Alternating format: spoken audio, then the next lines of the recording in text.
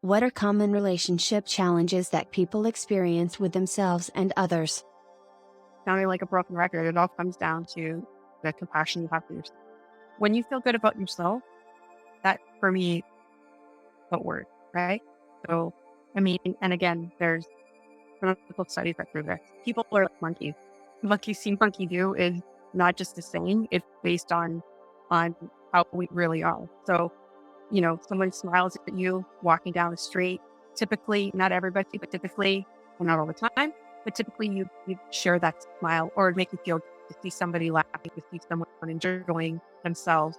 Um, um, and that's how we work. So, and if you feel good about yourself, that love and compassion for me throughout and affects everyone around you. And of course, the opposite is true.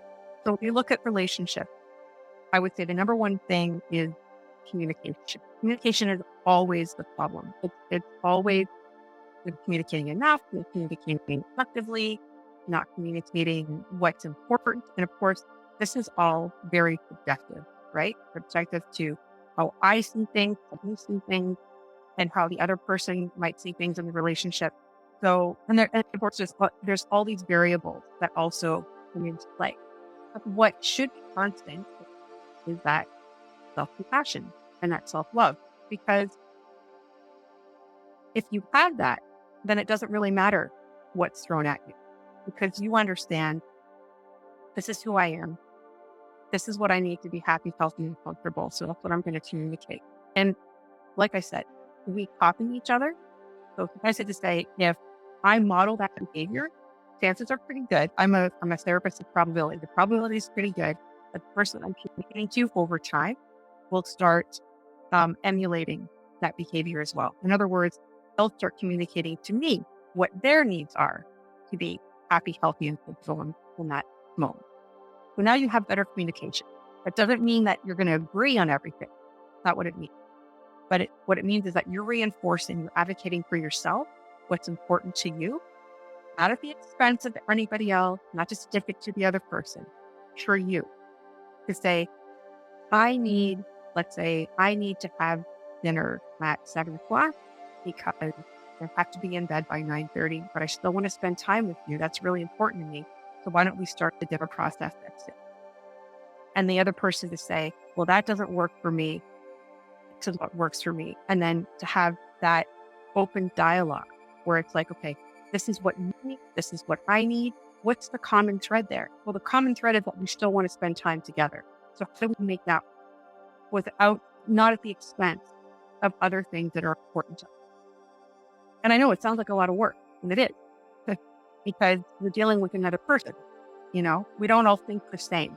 I mean, my God, what a boring, terrible world that would be. We've all thought alike. And I think in communicating like this as well, it gives us different perspective of ourselves. So when my partner communicates to me what he needs in that moment to make him happy, healthy, and comfortable, I can sit there and have some self-reflection and say, wow, he expressed that this is what he needs. That's not really out of my awareness to do that. I can do that. And that actually might benefit me as well.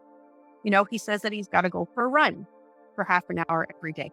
We'll go running with him.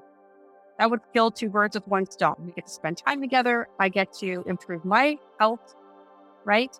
And that's kind of how it works. Instead of, I'm not as important to you as running, right?